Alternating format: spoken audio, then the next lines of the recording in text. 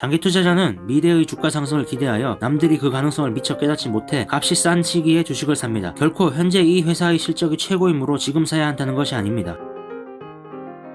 안녕하세요. 오늘 읽어볼 책은 불황에도 승리하는 사와카미 투자법입니다. 흔히 주식은 장기 투자를 해야 한다고 합니다. 그런데 어떻게 장기 투자를 할 수 있을까요? 각각의 상황에서 실제로 어떠한 판단을 내려야 할까요? 사와카미 야스토는 여기에 대해 이야기합니다. 그는 일본의 대표적인 가치 투자자로 장기 투자를 지향하는 사와카미 펀드를 운영하고 있습니다. 그는 고객에게 자신의 펀드는 장기 항해를 하는 것과 같다면서 일희일비하는 단기 성과에 집착하는 고객이라면 자신의 펀드에 탑승하지 말라고 권했다고 하죠. 이 책은 그런 사와카미가 2004년에 출간한 책으로 당시 일본의 상황이 많이 적용되어 있어 그 점을 고려해서 읽어야 합니다. 하지만 장기 투자에 임하는 마음과 방법론은 시대와 상관없이 여전히 유용하다고 생각되었습니다. 1장 이제는 장기 투자다. 경제는 살아있습니다. 경제란 이것저것 생각해야 하는 것이 아닙니다. 경제 운운하면서 어려운 공부를 할 시간이 있다면 그 시간에 사람들의 생활을 관찰하는 편이 훨씬 현명하고 매일의 생활 속에서 인간의 심리가 어떠한 행동으로 이어지는지를 관찰하는 것이 낫다고 사와카미는 말합니다. 경제의 변동도 결국 사람들의 움직임에서 비롯된 것이라면서 말이죠. 그런데 사람들은 왜 움직이는 것일까요? 바로 욕망 때문입니다. 사람은 누구나 욕망을 가집니다. 조금 더 많이 벌고 싶다, 조금만 더 여유롭고 싶다고 말하죠. 조금만 더라는 욕망이 경제를 움직이는 원동력이 됩니다. 누구 한 사람 가난해지고 싶다고 생각하지는 않죠. 따라서 경제가 정지하는 일은 있을 수 없습니다. 주식시장은 경기에 민감하다. 예로부터 주식시장의 빠른 변화는 유명합니다. 일본의 주가는 2003년 5월 중순부터 조금씩 오르더니 최근 1년간 42%나 상승했습니다. 주식시장의 분위기는 순식간에 밝아졌고 얼마 전까지만 해도 겁을 먹고 비관론을 말하면서 매도 재료를 찾기에 골몰했던 사람들은 이제 계속해서 새로운 매수 재료를 끌어내고 있습니다. 그러나 지난 반년간은 비참한 모습이었죠. 그런 상황에서 얼마나 많은 투자자가 매수 주문을 넣을 수 있었을까요? 거의 없었을 겁니다. 그런 가운데서 사와카미 펀드는 홀로 기염을 토하고 있었습니다. 유일하다고는 할 수 없지만 그 시점에서 적극적으로 매수한 소수파의 대표격이었죠. 그렇다면 사와카미 펀드는 하락 시세에서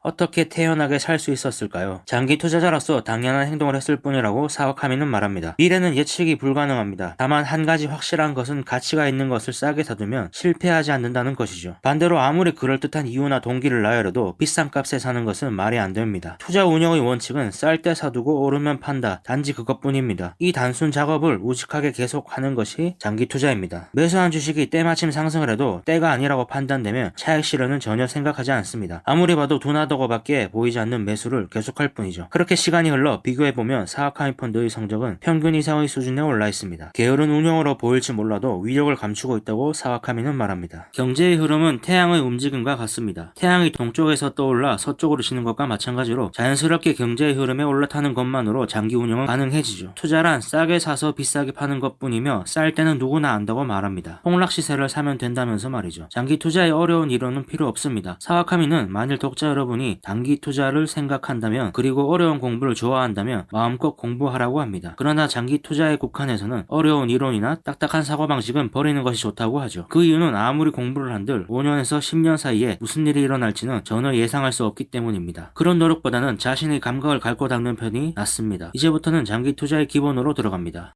2장 장기 투자 누구나 할 수 있다. 이 책에서 소개하는 장기 투자는 농경형 투자라고 해야 할 겁니다. 소박한 수고의 축적이 몇 번이고 좋은 결과를 낼 수 있는 그리고 꽤 커다란 성과가 되어 돌아오는 투자 방법인 거죠. 농작물은 하루 이틀에 자라지 않습니다. 이른 봄에는 논을 파헤쳐 공기와 흙을 접촉시켜 줍니다. 그리고 논에 물을 대고 한편에서 못자리를 만들죠. 이 과정은 장기 투자의 기둥이라고 할 수 있는 종목 리서치 기간에 해당합니다. 4월에서 5월에 들어서면 드디어 모내기가 시작됩니다. 장기 투자에 있어서는 주식을 사 모으는 시기이죠. 6, 7, 8월은 벼의 성장을 느긋하게 기다리지만 그동안 벼의 성장을 지켜보면서 물이 부족하지 않도록 신경 쓰고 잡초를 뽑고 해충을 구제하는 데 노력을 기울입니다. 장기 투자도 마찬가지로 이 시기는 금리의 변동과 경기의 변동을 의식하면서 주식 투자의 비중을 높여가는 한편 잘못된 종목을 교체해야 합니다. 마침내 기다리던 수확의 계절 가을이 옵니다. 여배기가 끝나고 가을거제 축제를 하고 나면 벼농사는 끝나고 식탁에 쌀이 올라오죠. 장기 투자가에게는 한껏 성장한 종목을 팔고 이익을 손에 쥐는 시기인 겁니다. 농업 농업에서 농작물이 익을 때까지 일정한 시간이 걸린다는 사실을 의심하는 사람은 없죠. 장기 투자도 똑같은 느낌으로 해야 한다고 사와카미는 말합니다. 투자가 결실을 맺어 수익을 얻기까지는 시간이 걸립니다. 장기 투자의 핵심은 시간의 무게를 내 편으로 삼는 겁니다. 장기 투자자는 시시각각 변하는 힘의 관계만을 뒤쫓아 순간순간 승부를 하지만 장기 투자에서는 시장에서의 힘의 변화 따위는 제쳐두고 시간의 경과가 가져오는 힘을 내 편으로 만드는 것을 우선합니다. 시시각각 가격 변동은 아무래도 상관없습니다. 이것이 장기 투자의 기본적인 사고방식이죠. 중요한 것은 작물 재배와 마찬가지로 씨를 뿌리는 타이밍입니다. 느긋하게 기다리지만 씨를 뿌리는 타이밍은 중요합니다. 왜 그럴까요? 시간이 필요하기 때문입니다. 벼농사에서는 실수라도 장마철이나 한여름의 떼약볕에 모내기를 하지 않습니다. 추운 겨울에 벼가 자라리라고 생각하는 사람은 아무도 없기 때문이죠. 보통 주식 투자를 하다 보면 아무래도 주가 동향에만 주목하게 됩니다. 하지만 장기 투자는 다릅니다. 결코 주가라는 숫자를 뒤쫓지 않죠. 사와카미는 투자란 경제활동 가운데 있기 때문에 매일매일의 생활 기초로 투자를 생각하면 된다고 말합니다. 장래의 수요를 예측하는 것이 기업의 경영이며 투자입니다. 어떤 장사나 사업도 장래의 니즈를 보다 빨리 간파하고 그 니즈에 대응하는 준비가 필요하죠. 장기 투자도 마찬가지입니다. 장래의 수요에 대비하고 있는 기업의 주식을 미리 사두는 겁니다. 그 니즈가 현실화됨에 따라 그 회사의 이익은 커지고 주가도 상승하겠죠. 그런데 장래에 필요해질 것을 예측하는 것은 꽤 어렵습니다. 하지만 어렵고 많은 사람이 반신반의하기 때문에 경영자는 미리 사업을 준비할 수 있고 투자자는 주가가 쌀 때 주식을 구입할 수 있죠. 아직 정체가 불분명한 단계에서 장래의 사업계를 예측하고 행동하는 것이 기업 경영이며 장기 투자입니다. 미래를 예측하는 게임 감각이 장기 투자에 필요합니다. 말했다시피 장기 투자에 어려운 이론이나 투자 기법은 필요하지 않습니다. 매일의 상황에서 느끼는 아주 작은 변화를 간파하기만 하면 엄청난 성과를 올릴 수 있습니다. 예를 들어 사람들의 행동 같은 것이죠. 필요성을 느끼는 사람이 많아지면 가격은 상승합니다. 무엇이든 많이 남아도는 상태에서는 아무도 관심을 갖지 않죠. 그런데 부족해질 것 같은 분위기가 되면 모두 초조해집니다. 구하기 어려워지기 전에 미리 사두자라는 분위기가 퍼지기 시작하면서 서서히 가격 상승으로 이어지죠. 실제 가격 상승으로 표면화되면 이제 큰일이다가 됩니다. 그러다가 아무래도 부족해질 것 같다고 모두가 조급해하면 가격은 껑충 뛰어오릅니다. 모두가 허둥지둥 사려고 덤비죠. 여기에 장기 투자의 힌트가 있습니다. 남들이 깨닫지 못하는 장래 가치를 발견하여 미리 사두는 것이 장기 투자입니다. 원래 필요한 것 혹은 장래에 필요해질 만한 것을 미리 사두면 남보다 유리하다는 것은 누구나 알고 있죠. 사업이나 투자에서 성공하려면 앞으로 커질 니즈를 정확하게 예측하는 능력이 필수적입니다. 특히 장기 투자에서는 쌀 동안에 사서 비싸질 때까지 긴 시간 동안 늡이 기다리는 각오와 인내력이 요구됩니다. 아무리 기다려도 예상한 대로 전개되지 않으면 그 사이에 자신의 예상에 대해 불안해지고 초조해져 결과를 기다리지 않고 도중에 내던져버리죠. 그러면 어떻게 해야 할까요? 현재가 어떻다는 사실은 무시하는 겁니다. 사와카미는 장기 투자자가 가장 경계해야 할 것은 현재의 불황과 디플레이션 상황이 상당히 심각하고 앞으로 상당 기간 계속될 것이라고 확신하는 거라고 말합니다. 그렇게 생각하기 시작하면 다음은 이 불황이 대체 언제까지 이어질 것인지 예측하고 싶어지고 전문가나 매스컴의 논리에 휘말려 보수적인 태도로 주식에는 손을 대지 않아야겠다고 마음먹게 된다면서 말이죠. 2004년의 이전 1년 전이 그랬습니다. 전 일본이 비건론에 빠져 계속 빠질 것이라고 했죠. 그로부터 1년 상황은 상당히 변했습니다. 지수는 40% 이상 상승했고 주식시장의 시가총액은 200조 원이나 증가했죠. 사와카미는 2002년부터 2003년 4월까지 여유 자금이 있는 한 최대로 사기 위해 자금을 모았다고 합니다. 불황이 어떻다고 운운할 여유도 없었죠. 그는 어떤 이유에서 샀던 걸까요? 경기가 언젠가 회복될 것이기 때문입니다. 한 가지 중요한 점은 불황이나 디플레이션이 5년이고 10년이고 계속될 리 없다는 겁니다. 이것이 가장 중요한 포인트입니다. 장기 투자자는 미래의 주가 상승을 기대하여 남들이 그 가능성을 미처 깨닫지 못해 값이 싼 시기에 주식을 삽니다. 결코 현재 이 회사의 실적이 최고이므로 지금 사야 한다는 것이 아닙니다. 언젠가 경기가 본격적인 회복을 하면 그에 따른 실적과 주가 상승이 이어질 겁니다. 경기가 회복하면 80%의 회사는 그냥 놔두어도 주가가 2배, 3배까지 됩니다. 나머지 20%의 기업은 망하든지 계속 침체되어 있을 겁니다. 망할 것 같지 않은 회사를 조사하여 현재의 대박앤세일 기간 중에 사두는 겁니다. 다소 시간이 걸릴지도 모르지만 느긋하게 기다리면 되죠. 사와카미는 이것을 바이앤홀드형 투자라고 말합니다. 시장이 거들떠 보지도 않을 정도로 쌀 때 사서 장기간 보유하기만 하면 된다고 하죠. 그것만으로 장기 투자가 됩니다. 이 예상이 빗나갈 확률은 얼마나 될까요? 사와카미는 0%라고 말합니다. 이유는 불황이나 디플레이션이 오래 지속되는 것을 좋아할 사람은 없기 때문입니다. 불황을 해결해 달라는 것이 모든 국민의 바람이고 경기 대책은 한번 시작하면 회복되기까지 계속 나오기 때문이라고 사와카미는 말합니다. 예상이 빗나갈 수 있는 것은 회복의 시기입니다. 회복이 예정보다 늦어지는 일은 얼마든지 있을 수 있죠. 그러므로 우리는 장기로 임하는 겁니다. 기본은 단순합니다. 쌀 때 사두고 오르면 판다. 모든 장사가 그렇지만 싸게 산 것을 비싸게 팔았을 때의 차액이 이익이죠. 비싸게 사면 그만큼 이익이 줄어듭니다. 그러면 싸게 살 수 있을 때란 언제일까요? 공급이 너무 많아 수요 측이 거들떠 보지도 않을 때나 모두가 팔고 싶어 할 때입니다. 둘 다 매수 에너지보다 매도 압력이 강한 상태이죠. 그러한 상태가 계속되는 동안은 어떤 것이든 싸게 사들 수가 있습니다. 이것이 장기 투자의 기본적인 사고방식입니다. 장래의 주가 주가가 높아질 것이라고 기대되는 주식이 싼 값에 방치되어 있다면 재빨리 사두는 거죠. 그러나 실제로 해보면 폭락 직후나 침체 시세가 이어지는 동안은 좀처럼 사지 못합니다. 왜냐하면 공포의 기운이 강해 저가가 어디쯤인지 예측이 되지 않기 때문이죠. 그에 비해 장기 투자자는 대략적으로 B구역에 해당될 것이라는 확신을 가지고 사버립니다. 그리고 훗날 많은 사람이 사주기를 느긋한 마음으로 기다리는 거죠. 장기 투자에 익숙해지면 리스크 같은 것은 별로 신경 쓰지 않게 됩니다. 어쨌든 남들이 다 팔 때 사기 때문에, 즉 쌀 때 사기에 상투를 잡을 위험이 낮기 때문이죠. 모두가 팔고 있을 때인 B에서 B 다시 사이에 사둡니다. 그리고 2년이든 3년이든 줄곧 기다리기만 하면 됩니다. 여기서 주의해야 할 것은 D에서 D 다시의 기간을 리스크로 생각하지 말아야 한다는 사실입니다. 장기 투자에서 실패하는 경우는 이 D에서 D 다시의 사이에서 버틸 수 없게 될 때 많이 발생합니다. 전체의 투자 환경이 나쁘거나 해서 불안 심리가 높아지면 이번 투자는 실패라고 생각하게 되고 결국 손실이 작을 때 포기하는 것이 나을지도 모르겠다며 스스로를 설득해 팔아버리는 거죠. 이 경우가 리스크입니다. 주가가 오르지 않는 것이 리스크가 아니라 오르기 전에 팔아버리는 것이 리스크라는 겁니다. 그러나 장기 투자자들은 그것을 견딜 수 있습니다. 왜 그럴까요? 성장을 확신하는 기업의 주식을 쌀 때 사두었기 때문입니다. 좋은 기업이고 불황을 버텨낼 기업이라는 믿음이 있기에 기다릴 수가 있다는 말입니다. 따라서 개별주에 선별 투자하는 것이 주식 투자의 철칙입니다. 시장 전체의 시세 동향에 신경 쓸 필요는 없습니다. 또 아무리 장래성이 뛰어나도 절대 추격 매수해서는 투자가 되지 않습니다. 당신은 미리 배를 띄워놓고 파도가 밀려오기를 기다리는 장기 투자자가 되겠습니까? 아니면 뒤늦게 배를 밀어올리는 파도의 일부가 되겠습니까? 리스크는 경기 변동의 일부일 뿐, 주식 투자를 말할 때 반드시 화제가 되는 것이 리스크에 관한 말들입니다. 그러나 우리 장기 투자자들은 쌀 때 사서 오를 때까지 기다릴 뿐입니다. 리스크 같은 것은 별로 의식하지 않습니다. 말했다시피 중도에 참지 못하고 팔아버리면 위험이 되는 겁니다. 사고 나서 경기 회복이 지지부진하거나 모종의 이유로 주가 전체가 주저앉아 버리게 되면 큰일 났다, 더 손해보기 전에 손절매하자라고 생각하기 쉽죠. 한편 줄고 장기적인 관점에서 기다린 사람은 예상 이상의 수익을 볼 겁니다. 이것이 장기 투자의 리스크 리턴입니다. 주가가 오르기 전에 팔아버리는 리스크를 극복하면 그에 따른 리턴, 즉 수익이 온다는 거죠. 장기 투자가는 리스크 리턴이라는 어려운 말은 잊어버리고 해야 할 일을 확실히 하는 것이 중요합니다. 사와카미는 할 일을 해두면 수익은 따라온다고 말합니다.